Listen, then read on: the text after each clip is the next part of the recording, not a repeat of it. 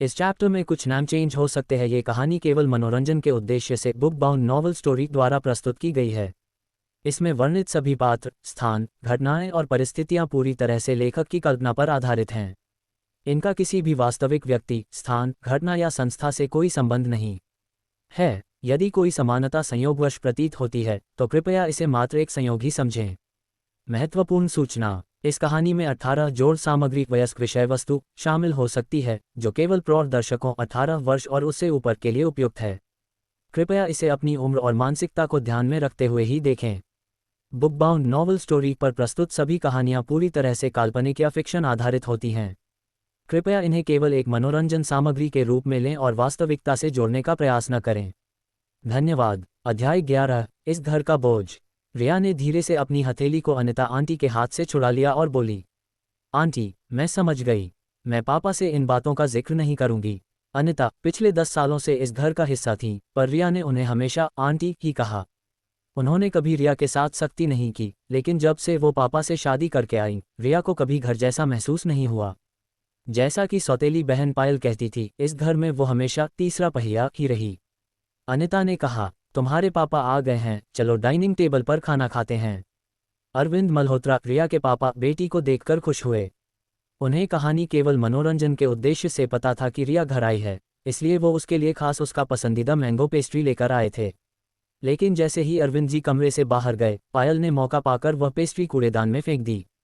जब अरविंद जी लौटकर आए और देखा तो पायल ने मासूम बनते हुए कहा, पापा, इसमें बहुत अजीब सी गंध आ रही थी। मेरा सिर दुखने लगा। आपको भी पसंद नहीं, मम्मी को भी नहीं, सिर्फ दीदी के लिए हम सब क्यों परेशान हो?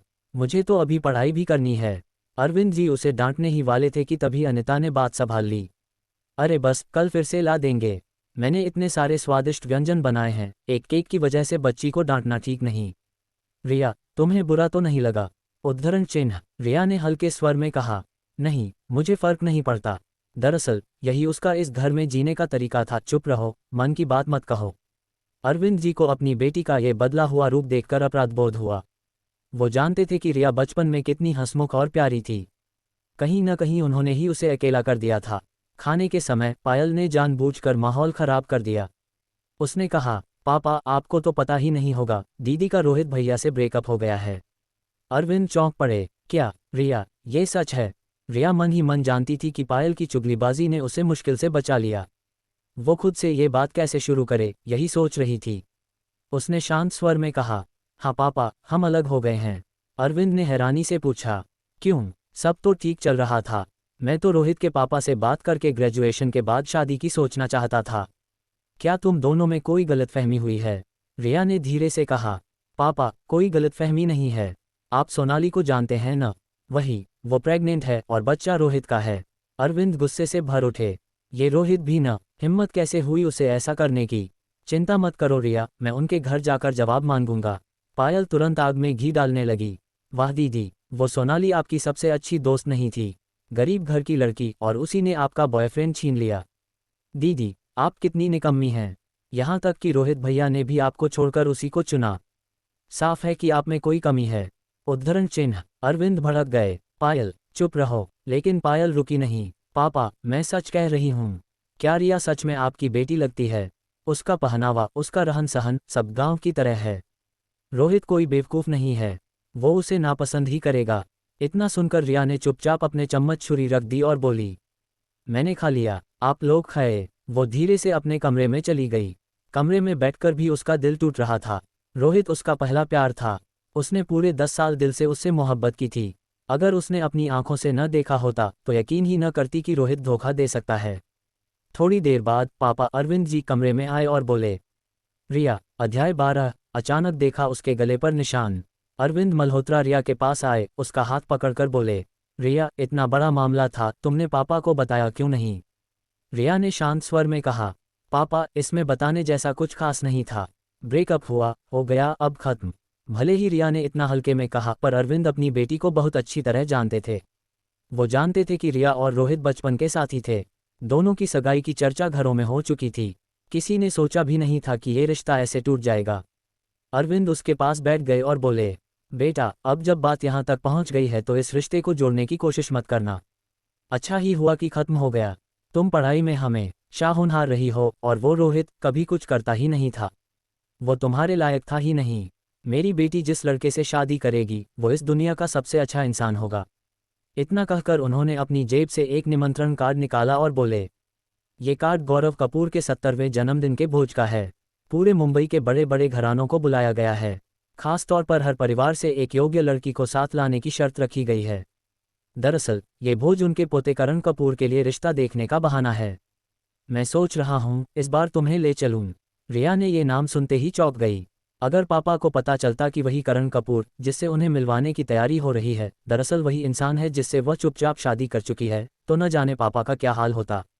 लेकिन रिया ने कुछ नहीं कहा। अरविंद ने कार्ड उसके हाथ में रखते हुए कहा, रिया, मैं मानता हूं कि इस घर में मैंने तुम्हें अनदेखा किया है, लेकिन याद रखना मेरे दिल में तुम हमेशा सबसे खास रहोगी। अगर रिया छोटी होती तो शायद उन पर विश्वास कर लेती, लेकिन अब उसने बस हल्के से सिर झुकाया और कहा, हाँ पापा, मुझे पता है। अरविंद ने लंबी सांस ली और कमरे से बाहर चले गए। रिया ने कार्ड को हाथ में लिया और खोई हुई निगाहों से उसे देखती रही। क्या वाकई कपूर परिवार ने करण के लिए सार्वजनिक रूप से रिश्ता ढूंढने का कार्यक्रम रखा है? उसने तारीख देखी, समारोह एक हफ्ते बाद था, पर हैरानी की बात यह थी कि करण ने कभी इसका जिक्र नहीं किया। उसके मन में कसक उठी, लेकिन फिर उसने सोचा चाहे करण बताता भी तो क्या। उनकी शादी वैसे भी एक राज थी। करण उसे अपने परिवार के सामने कब और कैसे स्वीकार करेगा ये कोई नहीं जानता। कभी कभी रिया को लगता कि ये शादी सिर्फ एक दिखावा है। उसी समय कमरे का दरवाज़ा खुला और पायल अकड़कर भीतर आ गई। रिया ने भौहें चढ़ाते हुए पूछा, यहाँ क्यों आए हो? पायल ने सीधे कहा, मैंने सब सुन लिया है। पापा तुम्हें करण कपूर से मिलाने ले जाना चाहते हैं। ये सोच भी मत, कार्ड मुझे दे दो। रिया तय नहीं कर पा रही थी कि उसे इस भोज में जाना चाहिए या नहीं, लेकिन पायल का रवैया देखकर उसने तुरंत तय कर लिया, नहीं, ये कार्ड वो किसी कीमत पर नहीं देगी। रिया ने कार्ड पीछे छुपाते हुए कहा, से रिश्ता जुड़ने की उम्मीद बनी रहेगी। रिया ने सख्त आवाज में कहा, जाओ यहाँ से, ये कार्ड मैं नहीं दूंगी। पायल को लगा कि बातों से काम नहीं बनेगा। वो झपट कर रिया से कार्ड छीनने लगी और उसे जबरदस्ती बिस्तर पर दबा दिया। लेकिन रिया ने उम्मीद नहीं की थी कि वो इतना आगे जाएगी। रिया ने बचपन से ही कराटे की ट्रेनिंग ली थी और ब्लैक बेल्ट थी। उसने तुरंत पायल की कलाई पकड़कर पलट दी और उसे बिस्तर पर ही रोक लिया। पायल दर्द से चिल्लाई, रिया, ये तुमने हिम्मत कैसे की?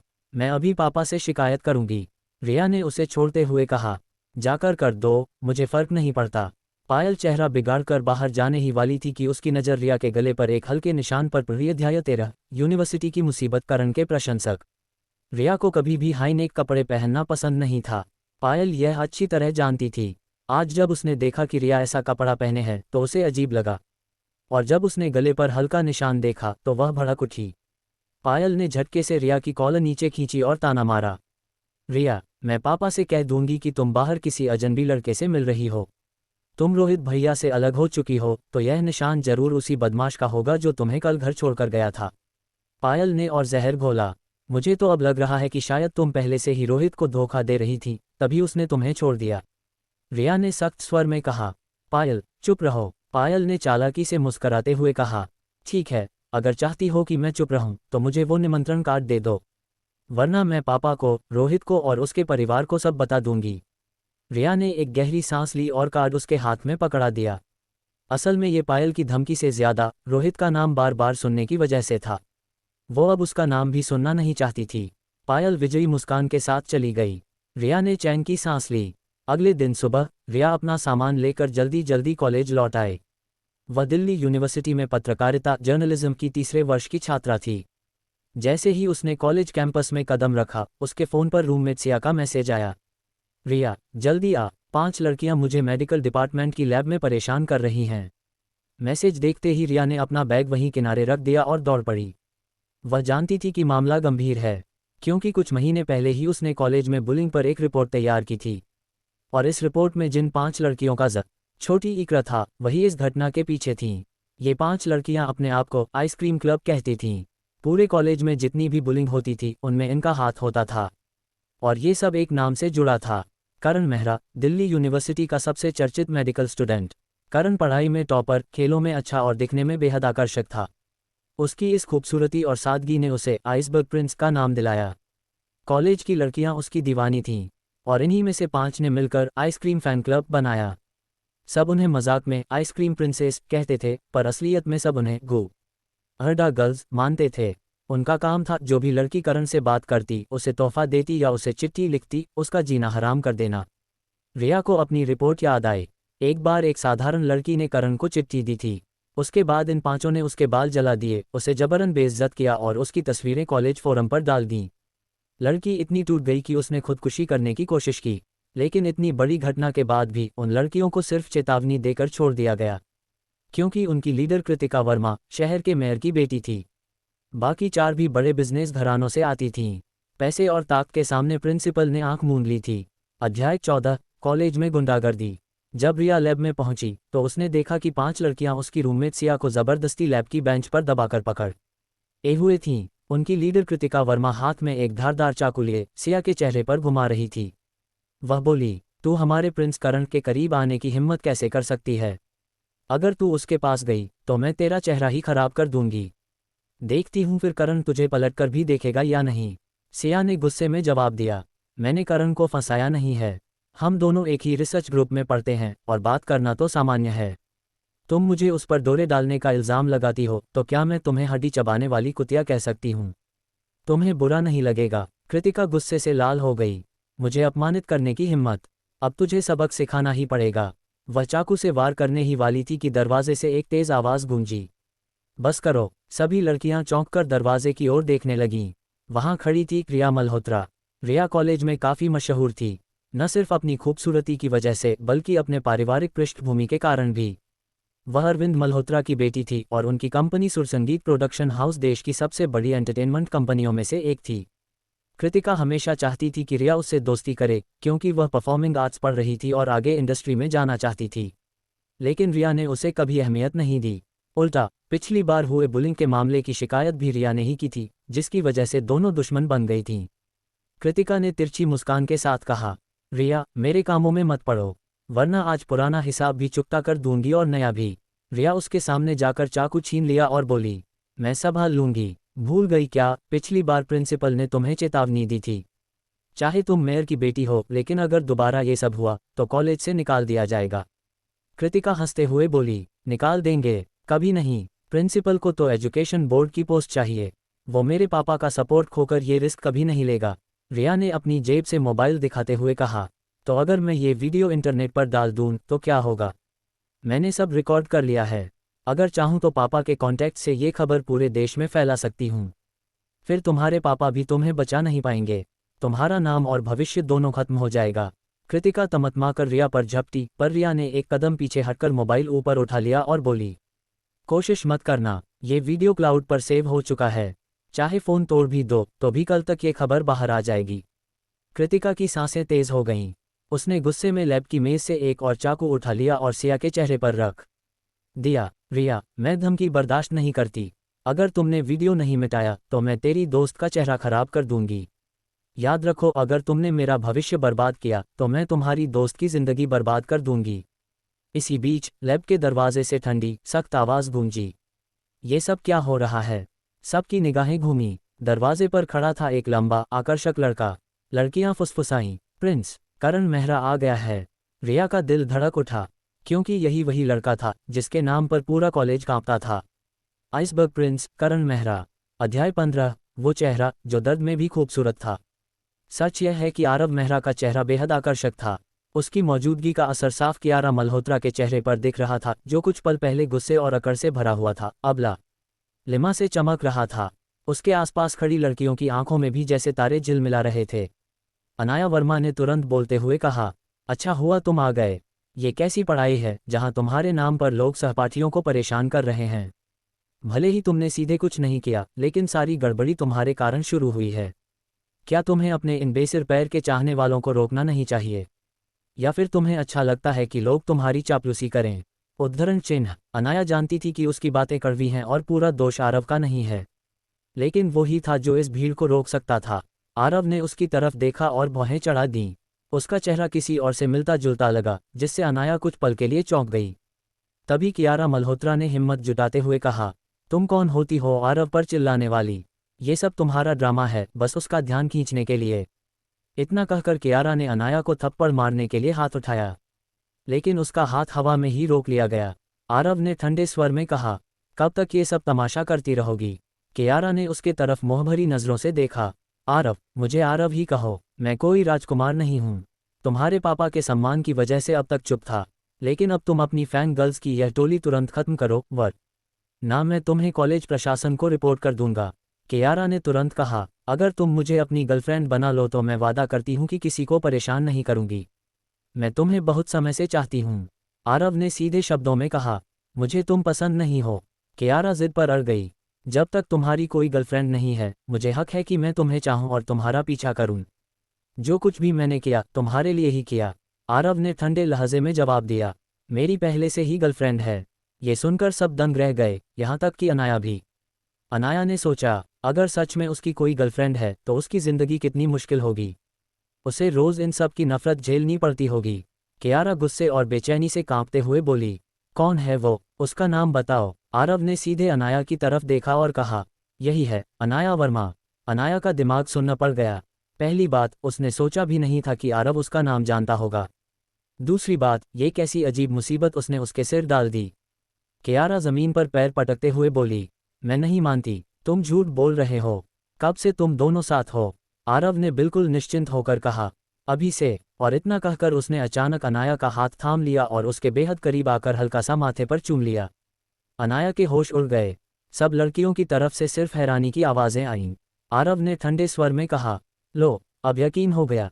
दोबारा कॉलेज में तमाशा मत करना, वरना मैं तुम्हारे परिवार की पहचान का भी लिहाज नहीं करूंगा। ये कहकर आरव ने अनाया का हाथ थामे लेब से बाहर निकल गया। उसके पीछे पीछे घबराई हुई रिया वेन शियाओचू भी चल दी। अध्याय 16, सचमुच तुम बहुत घटिया हो। सिया, अभी भी सदमे में, अर्जुन के साथ लैब बिल्डिंग से बाहर निकल आई। जैसे ही बाहर आए, सिया अचानक होश में आई और झटके से अपना हाथ छुड़ाया। गुस्से में उसने कहा, अर्जुन, ये सब तुमने क्यों किया? सिया को सबसे ज्यादा गुस्सा इस बात पर था कि उस वक्त वो उसे धक्का देकर दूर नहीं कर पाए, क्योंकि एक पल के लिए उसके चेहरे को देखकर उसे विराज की याद आ गई थी। शायद उसी पल वो बहक गई थी। अर्जुन रुका, चेहरा हमेशा की तरह ठंडा और गंभीर था, बस धीरे से बोला, सॉरी। सिया तुरंत समझ गई कि उसने उसे सिर्फ ढाल की तरह इस्तेमाल किया। उसने सवाल किया, तो तुमने मुझे ढाल बनाया, और क्यों? मैं ही क्यों? अर्जुन ने ठंडी आवाज में जवाब दिया, क्योंकि तुम अजय वर्मा की बेटी हो। प्रिया तुम्हें हाथ लगाने की हिम्मत नहीं करेगी। सिया को पहले से अंदाजा था। कॉलेज में प्रिया सबको परेशान कर लेती थी, मगर उससे भिड़ने की हिम्मत कभी नहीं की। यहाँ तक कि जब उसने प्रिया की गुंडागर्दी की शिकायत भी की थी, तब भी प्रिया ने सीधा बदला लेने की कोशिश नहीं की। सिया के हाथ गुस्से में मुट्ठी बन गए। उसने सीधा अर्जुन की ओर देखते हुए कहा, तुम वाकई बहुत घटिया इंसान हो। ये कहकर वो पलट गई और तेजी से दौड़ पड़ी। पल भर के लिए वेदिका, उसकी दोस्त, ने अर्जुन को देखा, फिर तुरंत सिया के पीछे भागी। सिया का सूटकेस, जो उसने गुस्से में छोड़ दिया था, कहीं गायब था, लेकिन उसमें कुछ कपड़ों के अलावा कोई ज़रूरी चीज़ नहीं थी, इसलिए उसने ढूंढने की परवाह नहीं की। दोनों लड़कियां साथ साथ हॉस्टल लौट आईं। वेदिका के चेहरे पर ग्लानि थी। सिया, सॉरी, अगर मैंने तुझसे मदद न मांगी होती तो ये सब नहीं होता। अगर आयुष भैया को पता चल गया कि तेरे साथ ये सब हुआ तो वो मुझे मार ही डालेंगे। इस वक्त दोनों हॉस्टल के कमरे के दरवाजे तक पहुंच चुकी थीं। सिया ने शांत स्वर में कहा, ये तुम्हारी गलती नहीं है, और वैसे भी मैंने आयुष से ब्रेकअप कर लिया है। वेदिका चौंक गई, क्या? ये कैसे हो सकता है? आयुष तो तुझसे कितना अच्छा व्यवहार करता है। वाकई, आयुष सिया का बहुत ख्याल रखता था। पहले दिन खुद उसका सामान 5वीं मंजिल तक उठाकर ले गया था और अक्सर उसे गिफ्ट्स देता था। यहाँ तक कि उनकी रूममेट्स भी उसकी दरियादिली का फ़ायदा उठाती थीं। क्लास में भी लोग उन्हें परफेक्ट कपल मानते थे और उनकी जोड़ी से जलते थे। फिर ये रिश्ता इतना आसानी से कैसे टूट गया? सिया चुप रही, बस चाबी से दरवाज़ा खोला। कमरे में पहले से उनकी 2 रूममेट्स थीं, मीना, जो क्लास की टॉपर थी, और रीमा, जो पहले से सिया के साथ स्कूल में भी पढ़ चुकी थी। मीना किताबों का ढेर उठाए बाहर निकल रही थी। दरवाजे पर रुककर उसने बस हल्की सी नमस्ते की और चली गई। वेदिका ने हैरानी से कहा, मीना, आज तो कॉलेज का पहला दिन है और तू फिर भी लाइब्रेरी जा रही है। थोड़ी रिलैक्स नहीं कर सकती? उद्धरण चिन्ह। मीना ने ठंडे भाव से कहा, समय का सही इस्तेमाल करना चाहिए, बर्बाद नहीं। मुझे देर हो रही है। फिर वो चली गई। मीना फाइनेंस और मैनेजमेंट दोनों पढ़ रही थी। क्लास टाइम छोड़कर वो शायद ही कमरे में दिखती, ज़्यादातर लाइब्रेरी में ही मिलती थी। 4 रूममेट्स में से सिर्फ सिया और रीमा एक ही विषय जर्नलिज्म में थीं और पहले से एक दूसरे को जानती थीं, इसलिए उनकी दोस्ती सबसे करीबी मानी जाती थी। लेकिन आज रीमा और सिया दोनों अजीब तरह से चुपचाप थीं। न कोई बात, न कोई हंसी मजाक, बस अपने अपने काम में लगी रहीं, जैसे सामने वाली वहां है ही नहीं। वेदिका ने इस अजीब खामोशी को महसूस किया। थोड़ी देर बाद उसने माहौल बदलने के लिए कहा, चलो आज शाम मेरी तरफ से डिनर बाहर करते हैं, शर्मा फैमिली ढाबा चलते हैं, क्या बोलती हो? उद्धरण चिन्ह। ये एक मशहूर हॉटपॉट ढाबा था जहां वो लोग अक्सर साथ जाया करती थीं। सिया ने सिर हिलाकर कहा, नहीं, आज रात मुझे हॉस्टल शिफ्ट करना है, मैं नहीं आ पाऊंगी। अध्याय 17। हाउतन भैया आप वापस आ गए। वेन शाओचू हैरान रह गई। तुम शिफ्ट हो रही हो, अब हॉस्टल में नहीं रहोगी। रिया शी यांग ने कहा, मैंने बाहर एक मकान किराए पर लिया है, आज ही शिफ्ट हो रही हूँ। वेन शाओचू और भी चकित रह गई। लेकिन क्यों? हम चारों साथ रहते हैं, कितना अच्छा है न?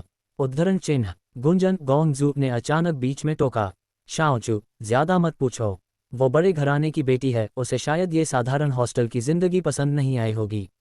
वेन शाओचू ने गुंजन की बातों के लहजे में छिपी तीखी ताना भरी आवाज महसूस की। उसने सोचा क्या ये दोनों सबसे अच्छी सहेलियां नहीं थीं? फिर ये अचानक तल्खी क्यों? रिया ने गुंजन की बातों का कोई जवाब नहीं दिया और चुपचाप अपना सामान पैक करती रही। वैसे भी उसका सामान बहुत कम था, नया सूटकेस आधा भी नहीं भरा। शाओचू ने रिया का सामान उठाने में मदद की। दोनों ने एक टैक्सी बुलाई और मकान मेपल विला एक पॉश कॉलोनी तक पहुंचे। जैसे ही कार रुकी, शाओचू आश्चर्य से बोली, क्या तुम यहाँ रहती हो? रिया ने पूछा, क्यों, इसमें क्या है? शाओचू हंसकर बोली, सुना है यहाँ कई बड़े लोग और सेलिब्रिटी रहते हैं, अगर किसी दिन तुम्हारी मुलाकात किसी स्टार से हो जाए तो मेरा ऑटोग्राफ जरूर लेना। असल में उस कॉलोनी के हर विला के चारों तरफ ऊंचे पेड़ और निजी रास्ते बने थे। वहां सालों रहकर भी पड़ोसियों के बारे में पता लगाना मुश्किल था। शाम तक सामान शिफ्ट हो गया। रिया बोली, चलो आज मैं तुम्हें श्याम जी का दरबार की आंस कोर्टयार्ड में डिनर खिलाती हूँ। शाओचू ने तुरंत कहा, नहीं, आज मैं तुम्हें ट्रीट दूंगी। अगर तुम आज मेरी मदद न करती तो शायद मेरा बुरा हाल हो जाता। रिया मुस्कुरा दी और कुछ नहीं बोली। डिनर के दौरान शाओचू के मन में ढेरों सवाल थे। रिया ने अचानक हॉस्टल क्यों छोड़ा?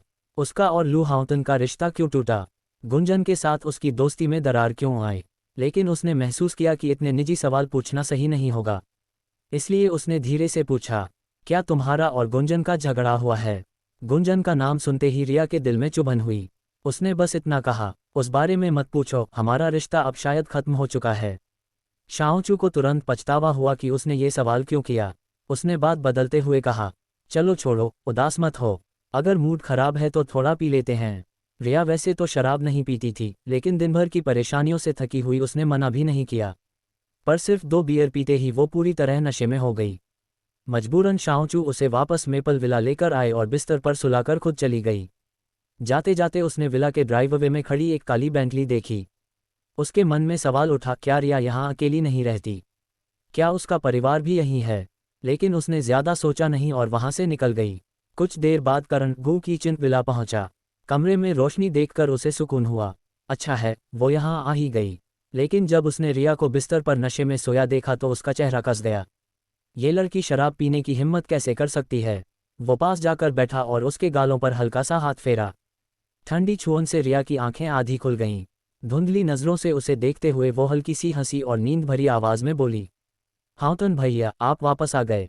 अध्याय 18। आन्या तुम क्या कर रही हो? आदित्य का माथा और गहराई से सिकुड़ गया। उसकी आवाज अचानक ठंडी हो गई। तुमने अभी मुझे क्या कहा? आन्या नशे में बड़बड़ाते हुए करवट बदल गई। भाई आरव। ये सुनकर आदित्य के भीतर अजीब सा गुस्सा उभर आया। उसने झुककर आन्या के गालों को हल्के से दबाया और बोला, आन्या मेरी तरफ देखो, बताओ मैं कौन हूँ? तभी उसने देखा कि उसकी उंगलियां गीली हो गई हैं। आन्या की बंद पलकों से आंसू बह रहे थे। ये लड़की रो क्यों रही है? आदित्य ने सोचा। वह उठकर एक गर्म तौलिया लाया और बिस्तर के किनारे बैठकर बड़े प्यार से उसके आंसू पोंछने लगा। आधे नशे और आधे होश की हालत में आन्या को यह एहसास किसी सपने जैसा लग रहा था, जैसे वह फिर से बचपन में लौट गई हो। पीछे के आंगन में झूले पर बैठी माँ की गोद में आसमान के तारों को निहारते हुए धीरे धीरे उसने आंखें खोलीं। उसकी नज़र आदित्य पर पड़ी। वह उसे बहुत संभाल कर, बहुत कोमलता से देख रहा था। इतनी परवाह उसे बरसों से किसी ने नहीं दी थी। आन्या अचानक बैठ गई और बेसुधी में आदित्य को कसकर गले लगा लिया।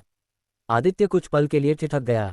उसने पहले कभी आन्या को इतना पहल करते हुए नहीं देखा था, पर अगले ही पल उसे एहसास हुआ कि यह सब नशे की हालत में हो रहा है।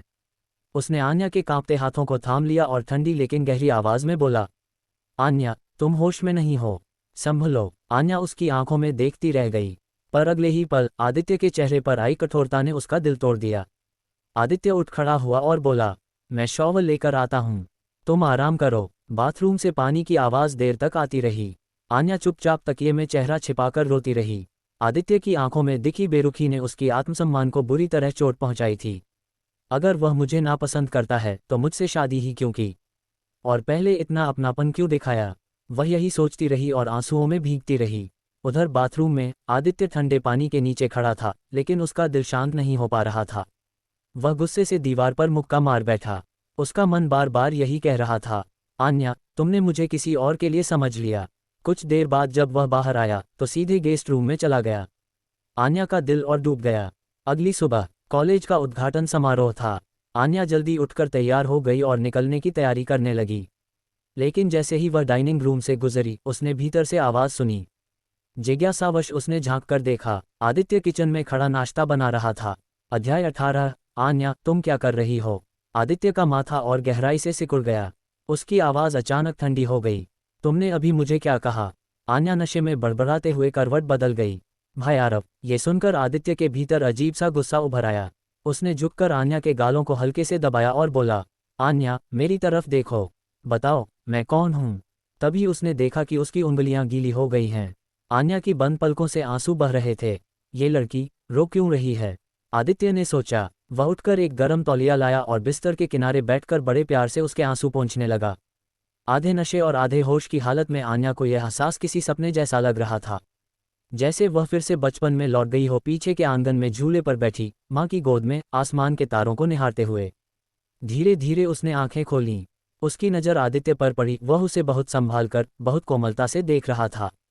इतनी परवाह उसे बरसों से किसी ने नहीं दी थी। आन्या अचानक बैठ गई और बेसुधी में आदित्य को कसकर गले लगा लिया। आदित्य कुछ पल के लिए ठिठक गया। उसने पहले कभी आन्या को इतना पहल करते हुए नहीं देखा था, पर अगले ही पल उसे एहसास हुआ कि यह सब नशे की हालत में हो रहा है। उसने आन्या के कांपते हाथों को थाम लिया और ठंडी लेकिन गहरी आवाज में बोला, आन्या, तुम होश में नहीं हो, संभलो। आन्या उसकी आंखों में देखती रह गई, पर अगले ही पल आदित्य के चेहरे पर आई कठोरता ने उसका दिल तोड़ दिया। आदित्य उठ खड़ा हुआ और बोला, मैं शॉवर लेकर आता हूँ, तुम आराम करो। बाथरूम से पानी की आवाज़ देर तक आती रही। आन्या चुपचाप तकिए में चेहरा छिपाकर रोती रही। आदित्य की आंखों में दिखी बेरुखी ने उसकी आत्मसम्मान को बुरी तरह चोट पहुंचाई थी। अगर वह मुझे नापसंद करता है तो मुझसे शादी ही क्यों की, और पहले इतना अपनापन क्यों दिखाया। वह यही सोचती रही और आंसुओं में भीगती रही। उधर बाथरूम में आदित्य ठंडे पानी के नीचे खड़ा था, लेकिन उसका दिल शांत नहीं हो पा रहा था। वह गुस्से से दीवार पर मुक्का मार बैठा। उसका मन बार बार यही कह रहा था, आन्या, तुमने मुझे किसी और के लिए समझ लिया। कुछ देर बाद जब वह बाहर आया तो सीधे गेस्ट रूम में चला गया। आन्या का दिल और डूब गया। अगली सुबह कॉलेज का उद्घाटन समारोह था। आन्या जल्दी उठकर तैयार हो गई और निकलने की तैयारी करने लगी। लेकिन जैसे ही वह डाइनिंग रूम से गुजरी, उसने भीतर से आवाज़ सुनी। जिज्ञासावश उसने झांक कर देखा, आदित्य किचन में खड़ा नाश्ता बना रहा था। अध्याय 19। गौरव सिन्हा का इंटरव्यू। सुबह का नज़ारा देखकर आर्या शी यांग हैरान रह गई। उसे कभी लगा ही नहीं था कि गौरव सिन्हा गो किचन जैसे बड़े बिजनेसमैन भी किचन में खाना बना सकते हैं। उसके जैसे इंसान को तो हमेशा फाइलों और मीटिंग्स में ही होना चाहिए, लेकिन यहाँ वह बड़े सलीके से खिचड़ी चिकन पोरिज की जगह भारतीय खिचड़ी बना रहा था। हर एक मूवमेंट उसके अंदर की गंभीरता और ठहराव को दिखा रहा था। आर्या को मानना पड़ा कि खाना बनाते हुए भी वह उतना ही आकर्षक लग रहा था। गौरव ने पीछे मुड़कर देखा और कहा, कॉलेज जा रही हो? आर्या ने हल्के से सिर हिलाया। गौरव ने शांत स्वर में कहा, नाश्ता तैयार है, पहले खा लो फिर जाना। पिछली रात की बातें याद आते ही आर्या का मन कसक उठा। वह चुपचाप टेबल पर बैठ गई और खिचड़ी खाने लगी। स्वाद लाजवाब था, पर उस वक्त आर्या का मन बस वहां से भाग जाने का था। उसने इतनी जल्दी जल्दी खाया कि मुंह जल गया। जब तक गौरव बैठने आया, वह अपनी कटोरी खत्म कर चुकी थी। आर्या ने कहा, मुझे निकलना होगा, आज ओपनिंग सेरेमनी है, देर नहीं होनी चाहिए। गौरव ने भौहें सिकोड़कर पूछा, आर्या, तुम्हें पिछली रात की कोई बात याद है? आर्या ने चौंकने का नाटक किया। पिछली रात? मुझे कुछ याद नहीं। गौरव ने उसकी आंखों में देखा और बोला, क्या मैं तुम्हें कॉलेज छोड़ दूं? नहीं, ज़रूरत नहीं है, पास ही तो है, मैं पैदल चली जाऊंगी।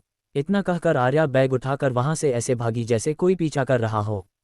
असल में उसे सब याद था, बस उन बातों को याद कर और शर्मिंदा नहीं होना चाहती थी। ओपनिंग सेरेमनी जल्दी खत्म हो गई और आर्या का नया सेमेस्टर आधिकारिक रूप से शुरू हुआ। दोपहर में उसे खबर मिली कि जर्नलिज्म क्लब की मीटिंग है। आर्या मीडिया और कम्युनिकेशन की स्टूडेंट थी और दिल्ली यूनिवर्सिटी का ये क्लब देश के बेहतरीन कॉलेज क्लब्स में गिना जाता था। मीटिंग में पहुंचते ही उसकी नज़र अनीता गोंगजू पर पड़ी। आर्या को याद आया कि क्लब की डिप्टी हेड वही थी। ये वही पद था जिसे आर्या ने खुद छोड़ा था और अनीता को सौंप दिया था। क्लब लीडर क्षितिज जू लीक मीटिंग चला रहा था। उसने नए कॉलम प्रभावशाली शख्सियतें का जिक्र किया। पहले अंक के लिए इंटरव्यू लेने के लिए सुझाव मांगे गए। कई नाम सामने आए। कोई मेडिकल डिपार्टमेंट के स्टार छात्र वरुण गुजैहन का नाम ले रहा था, तो कोई ई कॉमर्स के होनहार हैकर अमन फंजियाजी का।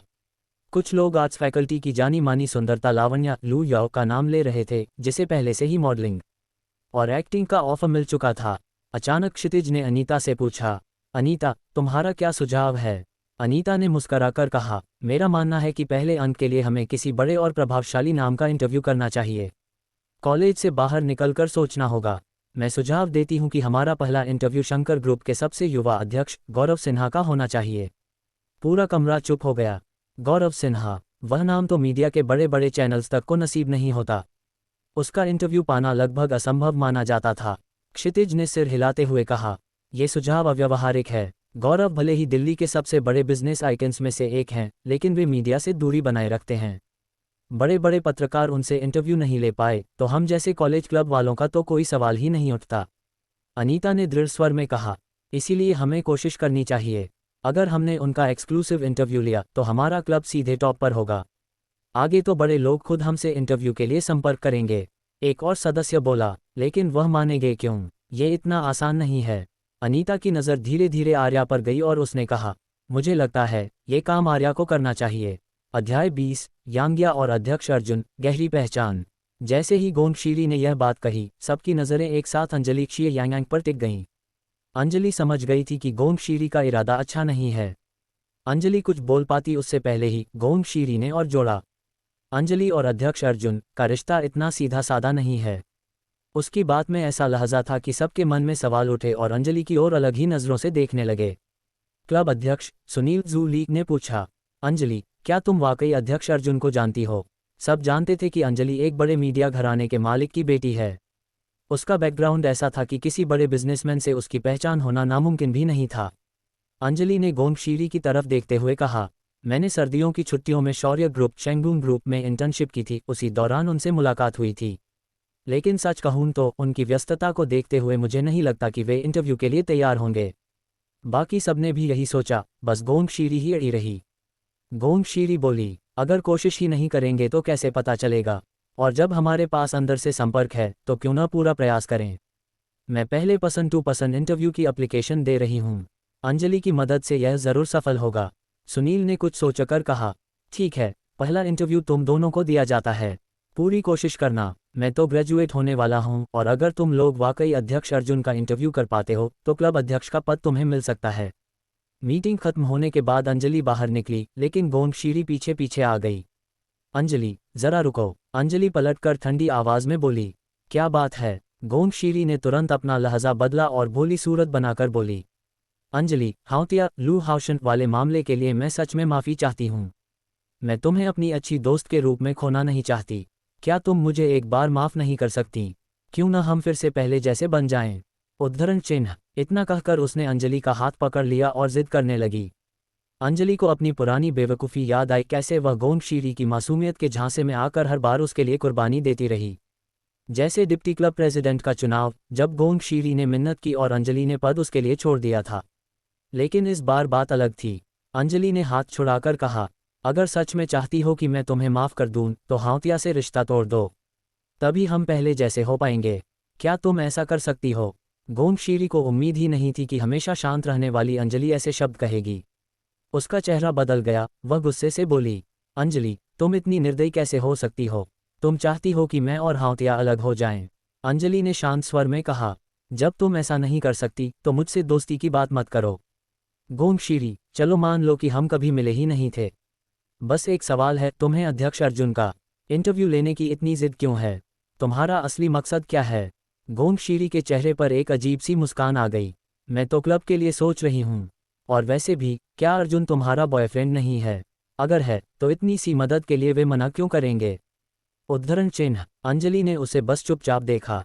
गोंगशीरी हंसने लगी। या फिर, वो तुम्हारा बॉयफ्रेंड नहीं है? पिछली बार मीटिंग में जो ड्रामा हुआ था वो सिर्फ एक दिखावा था। दरअसल, गोंगशीरी को शुरू से ही शक था। उसे लगता था कि पिछली बार जो हुआ वह बस संयोग था। बाद में उसने शौर्य ग्रुप की एक इंटर्न रिया लिन युआन्यूंग से भी पता लगाया। रिया ने बताया कि इंटर्न्स में अंजलि को सबसे कम तवज्जो मिली थी और उसने बहुत मुश्किलें झेली थीं। अगर सच में अंजलि और अर्जुन का रिश्ता होता तो अब तक पूरे कॉलेज और मीडिया में खबर फैल चुकी होती। इसीलिए गोंगशीरी को पूरा यकीन था कि अर्जुन की पिछली मीटिंग वाली मौजूदगी सिर्फ एक संयोग थी। अध्याय 21 गुप्ता परिवार का रिश्ता समारोह। संध्या की ओर माहौल थोड़ा बदला हुआ था। श्यामली बोली, वो मेरा प्रेमी नहीं है, इसलिए मुझे इस्तेमाल करके तुम्हें कोई फायदा नहीं होगा। तुम कभी भी गुप्ता कंपनी के अध्यक्ष अर्चित गुप्ता का एक्सक्लूसिव इंटरव्यू नहीं कर पाओगी। ये सुनकर सोनाली को थोड़ी राहत मिली। उसे बहुत मुश्किल से हर्ष से शादी की बात पक्की करवाई थी। अगर श्यामली खुद ही अर्चित गुप्ता के पास चली जाती तो उसके लिए ये सौभाग्य की बात होती।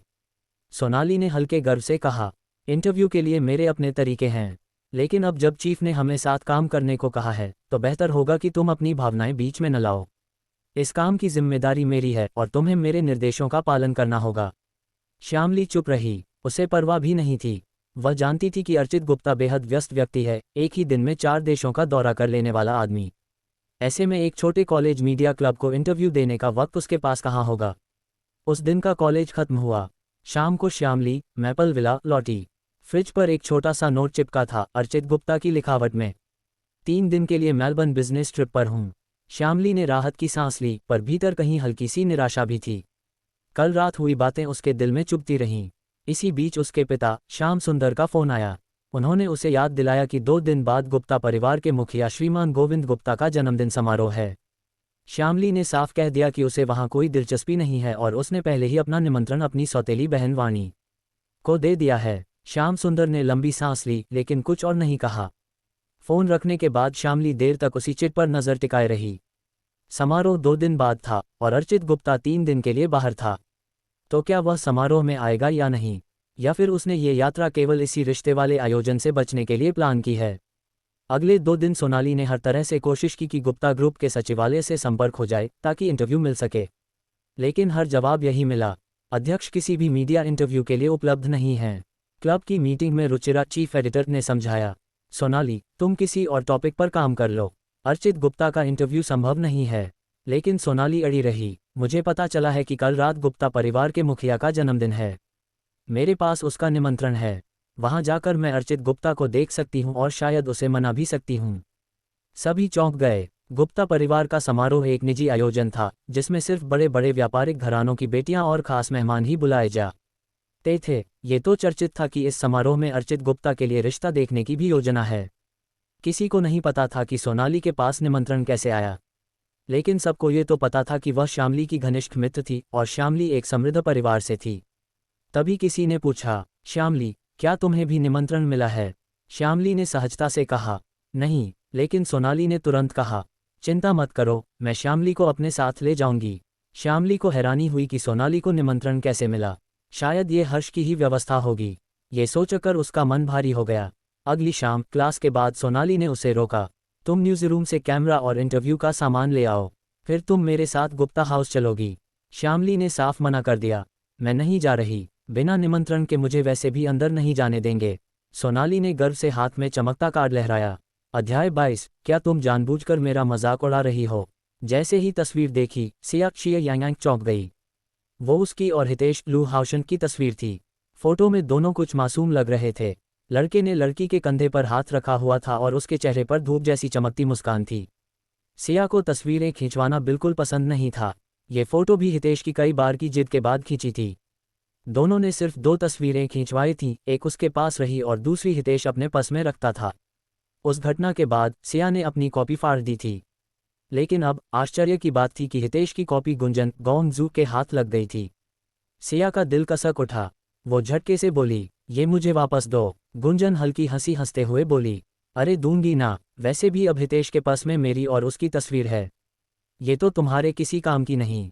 पर हाँ, अगर तुम आज रात मेरे साथ चलो और अर्जुन गोकीचंद को इंटरव्यू देने के लिए मनाने में मेरी मदद करो तब और ये फोटो तुम्हें वापस मिल जाएगी। सिया के पास और कोई रास्ता नहीं था। तस्वीर उसकी कमजोरी थी। आखिरकार उसने मान लिया। गुंजन विजयी भाव से बोली, चलो अब सामान उठा लाओ। आज हमें पूरी कोशिश करनी है कि अर्जुन का इंटरव्यू मिल जाए, और अगर नहीं भी हुआ तो भी उनके परिवार द्वारा रखी गई सगाई की पार्टी की कवरेज अपने आप में बड़ी खबर होगी। असल में गुंजन के सिया को साथ ले जाने के पीछे दो वजहें थीं।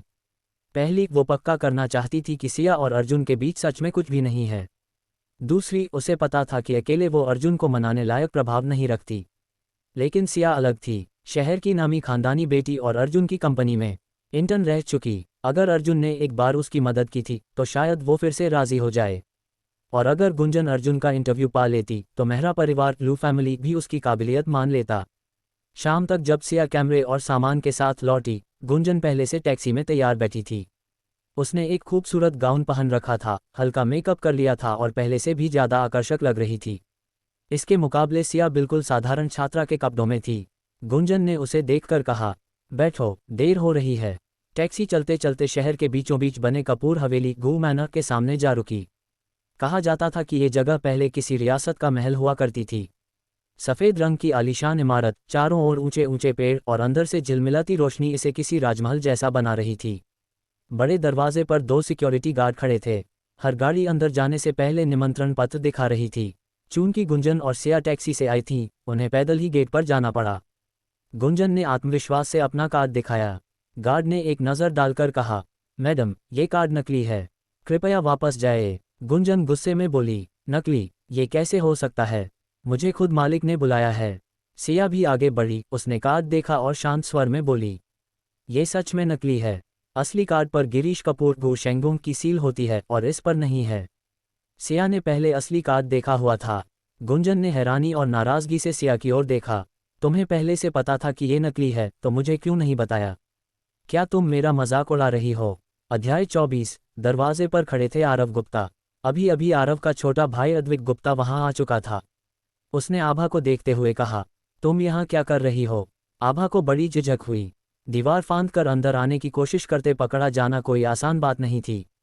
ये एक लंबी कहानी है, आभा ने धीरे से कहा। बटलर ने अद्विक से पूछा, यंग मास्टर, क्या आप इन दोनों को जानते हैं? अद्विक ने सीधा आभा की ओर इशारा किया, ये मेरी दोस्त हैं। फिर उसने ठंडी नज़र से श्रेया गोंगशुए की ओर देखा, लेकिन इन्हें मैं नहीं जानता। बटलर तुरंत सब समझ गया और आभा के प्रति नर्म हो गया। चूंकि आप यंग मास्टर की दोस्त हैं तो इन्हें अंदर ले जाए। लेकिन मैडम, आपके पास निमंत्रण नहीं है, कृपया बाहर जाए, और अगर फिर से चढ़ने की कोशिश की तो हमें पुलिस बुलानी पड़ेगी। इस तरह श्रेया को वहां से निकाल दिया गया। बाहर खड़ी श्रेया गुस्से से दांत पीस रही थी। उसने कभी नहीं सोचा था कि आभा की अद्विक गुप्ता से जान पहचान होगी। अंदर तो किसी महल जैसा नज़ारा था, लेकिन वह सब अब उससे दूर हो गया था। अद्विक ने आभा की बांह देखी और कहा, तुम्हें चोट लगी है? चलो, मैं तुम्हें दवा देता हूँ। आभा ने नीचे देखा तो पाया कि जब वह बगीचे की कंटीली गुलाब की झाड़ियों से कूदी थी तब उसकी बांह पर खरोंच आ गई थी। कोई बात नहीं, मैं वापस चली जाऊंगी, आभा ने कहा। लेकिन अद्विक ने उसका हाथ पकड़ लिया और दृढ़ता से कहा, मेरे साथ चलो। बिना समझे बूझे ही आभा को गुप्ता हाउस के अंदर ले जाया गया। अंदर का नज़ारा देखकर आभा हैरान रह गई। हवेली बेहद विशाल थी। नीचे का मुख्य हॉल किसी बड़े समारोह की तरह सजा हुआ था। हर ओर खुशबूदार फूलों की सजावट, चमकदार झूमर, शैंपेन के टप आवर और महफिल में ठहाके गूंज रहे थे। आभा ने चारों ओर नज़र घुमाए और दंग रह गई। उनके अपने शर्मा हाउस का बंगला भी बड़ा था, मगर इसके आगे वह फीका पड़ता था। ये सचमुच किसी राजमहल जैसा था। अद्विक उसे भीड़ से दूर ले गया और ऊपर की ओर ले जाने लगा। लिफ्ट में जाते समय आभा ने हिम्मत जुटाकर पूछा, क्या आज आरव भी यहाँ हैं? अद्विक ने हल्की मुस्कान के साथ कहा, क्यों, तुम्हें मिसेस गुप्ता बनने में दिलचस्पी है क्या? आभा घबराकर हंस पड़ी, नहीं नहीं, मैं तो बस जिज्ञासावश पूछ रही थी। सब लोग बाहर कह रहे हैं कि आज आरव का रिश्ता देखने का कार्यक्रम है।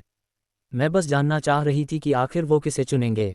अद्विक ने ठंडे स्वर में कहा, वो उनमें से किसी को नहीं चुनेंगे, क्योंकि वो तो पहले से ही किसी को अपने दिल में जगह दे चुके हैं, और बहुत सालों से। ये सुनकर आभा का दिल कसक उठा। क्या आरव सचमुच किसी और को चाहते हैं? तो फिर उन्होंने उससे शादी क्यों की? अद्विक ने एक कमरे का दरवाज़ा खोला और कहा, तुम यहाँ थोड़ी देर आराम करो, मैं तुम्हारे लिए कपड़े लाता हूँ। आज गार्डन में बहुत मेहमान हैं, लेकिन यहाँ कोई नहीं आएगा। आभा ने सिर हिलाया। धन्यवाद। अद्विक वहां से चला गया। कमरे के अंदर आभा ने चारों ओर देखा।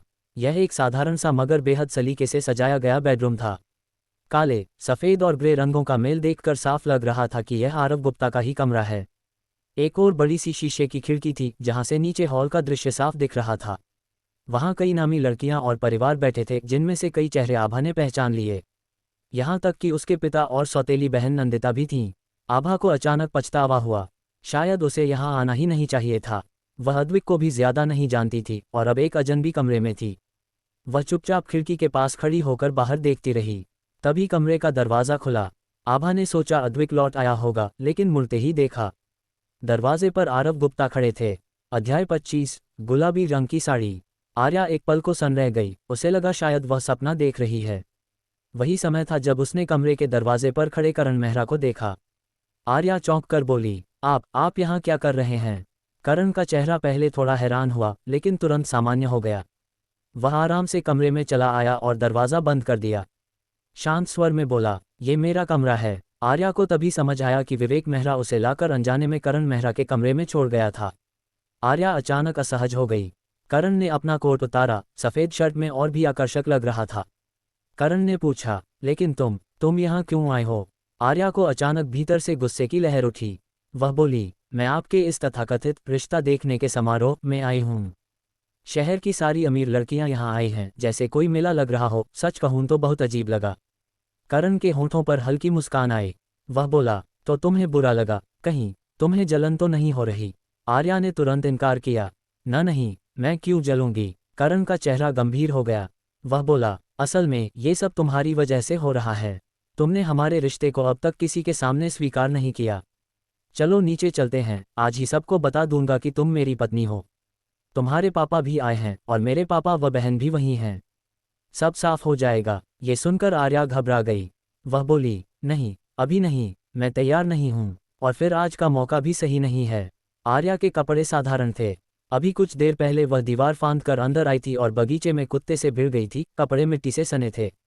ऐसे हाल में वह कैसे सबके सामने जा सकती थी? करण ने उसकी आंखों में देखते हुए कहा, देखो आर्या, मैं कब से तुम्हारे तैयार होने का इंतजार कर रहा हूँ, लेकिन तुम्हें भी सोचना चाहिए कि मैं तुम्हारे लिए कितनी बार समायोजित हुआ हूँ। आर्या थोड़ा नर्म पड़ी और धीरे से बोली, तो फिर आप चाहते क्या हैं? उद्धरण चिन्ह। करण हल्का मुस्कुराया और उसे कमरे के अंदर बने ड्रेसिंग रूम तक ले गया। वहां से उसने एक सुंदर गुलाबी रंग की साड़ी निकाली जिसमें सुनहरी कढ़ाई हो रही थी। आर्या की आंखें चमक उठीं। वह बोली, ये मेरे लिए? उद्धरण चिन्ह। करण ने हल्की मुस्कान के साथ जवाब दिया, मेरे कमरे में अगर ये साड़ी रखी है तो और किसके लिए होगी, मेरी पत्नी आर्या के अलावा। चिंता मत करो, मेरे पास निमंत्रण है, तुम्हें साथ ले जाऊंगी, और फिर यह इंटरव्यू हम दोनों की जिम्मेदारी है। तुम्हें मेरा साथ देना ही होगा। श्यामली अब भी ठंडी आवाज में बोली, मुझे नहीं जाना। तभी सोनाली ने अपने बैग से कुछ तस्वीरें निकाल लीं और श्यामली की ओर बढ़ा दीं। तो क्या तुम चाहोगी कि ये तस्वीरें सबके सामने जाएं?